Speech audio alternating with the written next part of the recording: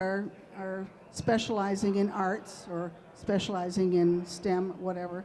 And it's really, I don't believe that's the way we should be going. You need a good broad education to begin with, and then you'll know where you want to go when you're out in the workforce. I believe that a workforce is certainly a university is certainly a good place to learn what you're going to do for the rest of your life, especially if you're going to be doing high-tech things.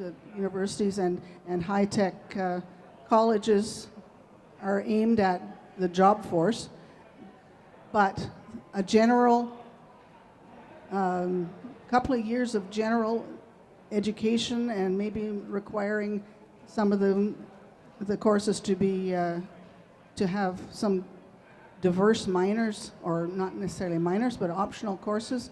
I think that was a good way to go. That we should not be too specialized and cut off our noses to spite our faces, because you don't know. As I'm a perfect example of that. I went through agriculture in the University of Guelph, and I ended up teaching French. So you never know what you're going to be doing, and if you cut yourself off too soon, you could end up having to go back and redo things. So I think a good general education is a good thing. Sandy. So Pauline, I'll let you know that I'm a proud liberal arts grad as well. I graduated in French literature, but I ended up working in the corporate sector. So I support what you're saying, that you just don't know where your path leads. And I also support what you're saying in terms of what a university or what a community college and a university can bring. And you know, we all need to get a job and we all need to pay the bills, but you know, students and people aren't widgets. You know, we're not just here to be trained up to work in an economy. You know, there's more to life than that.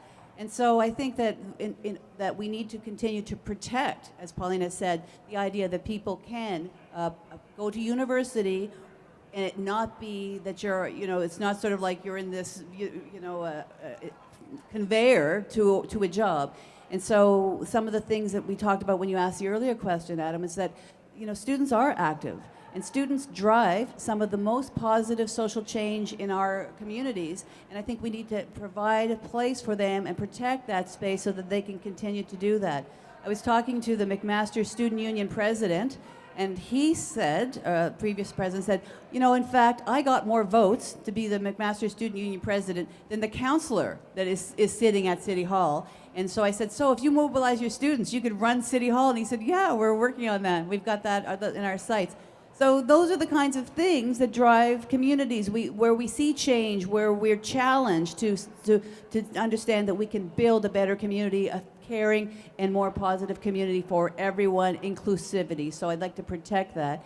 And I would just like to add just a little bit, if I may, and it is heartwarming that people are now getting an opportunity to come to have education that they weren't able to participate in before. I mean, the record on how we've treated our Indigenous communities in Ontario and Canada is reprehensible, nonetheless. So I really support the idea of making education more accessible to people, but that's just a very small start. I mean, really, this government has been in power for 15 years, and there's been a lot of time to improve that, so I'm happy to see we're making steps in the right direction, but it really is late in the day to be doing that.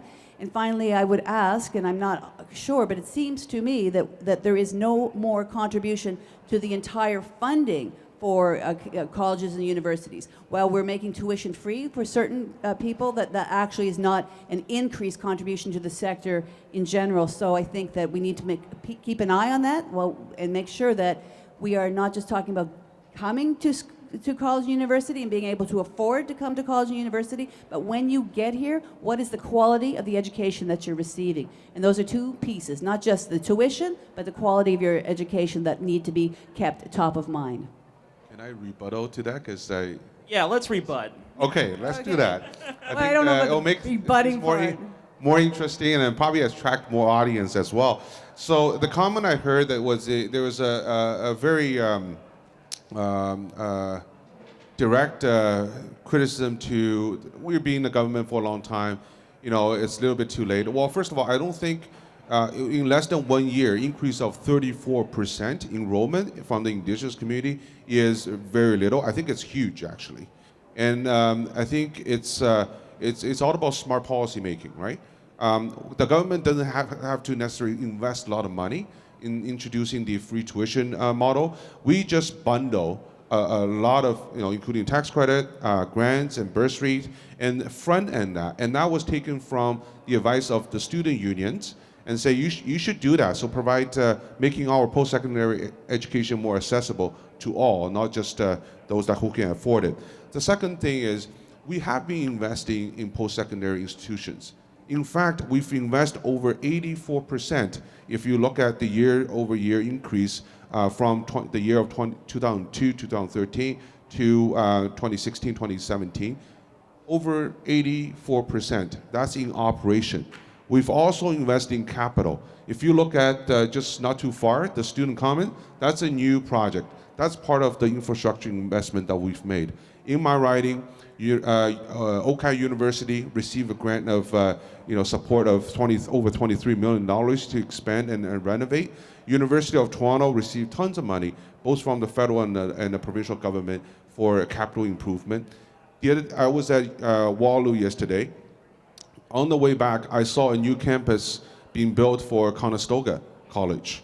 I was at Durham not too long ago, a couple of months ago, looking at their new a new facility for teaching. So there's tons of infrastructure projects coming up and put them in good use in our post-secondary sector over the last few years. That is part of the $190 billion infrastructure commitment that the Premier Wing has committed to. And that is the largest infrastructure investment in the history of this country.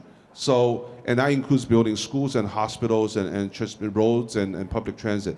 So I wouldn't call these kind of investment little. The last thing, over the last 15 years, I just want to point back to some changes. When we came into government, the high school graduation rate was lingering around 68%. Now I think we excel 85%. When we came in, there was no full-day kindergarten. So as a young parent, I enjoyed 2 years of that 4-year rollout. I was paying over $1,500 per kid to send them to daycare. And I save about that much per kid once we participate in the full-day kindergarten. That's 2 years earlier than when you send your kids to school at age of 6. Now we're making post-secondary education free for low and mid-income family students. That means from a kid from 4-year-old all the way to graduating from university or college, that entire education is free. And I say that's quite an achievement in the last 15 years. So why are we even having an election? Pauline, do you want to follow up? One of the things you were talking about elementary schools that the Green Party wants to do is to increase the per student funding to make it equal for elementary and secondary students. Right now, the elementary students are behind by $612 per student. And I think that's discrimination against short people, and I don't like it. And I think that if you put in a little bit of extra money into the elementary system, then you would have fewer problems with the secondary. You would have less remediation, and you could equalize opportunities more for all levels of income. Elementary students who start out with families that are really well educated and well heeled do very well no matter what the system is, because they've got it coming from home.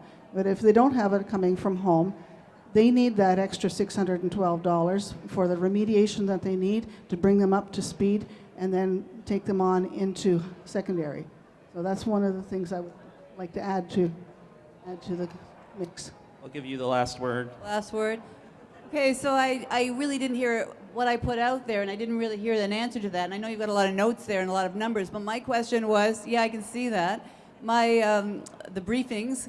Are you the parliamentary assistant to To whom? I'm a parliamentary assistant to two ministers. Okay. One is energy and one is higher education. All right, so you clearly have all the data and you have the information, but Public info. my specific question, so you could help educate us, my specific question is two actually, the funding envelope specifically, when you made tuition free to certain families, did that increase the funding envelope specifically, or was this just a reallocation? So that was my one question. And the second issue that I had, and I don't really need an answer, because it will, I think we're running out of time, but the second thing I would like us to consider is the quality of education. So we had, with the colleges, we had a strike, because it was a principal strike that professors decided to walk a picket line because they were concerned about part-time precarious work for educators. And students largely supported that because they understand that the quality of the education is important.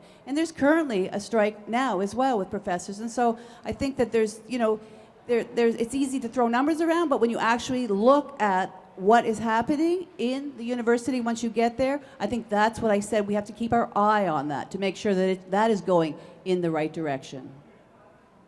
Just a short, because she asked you a question directly, so. Funding envelope. Okay, so the question was kind of, it was mixed, and I'll clear it up for you. On the free tuition, it is a smart policy because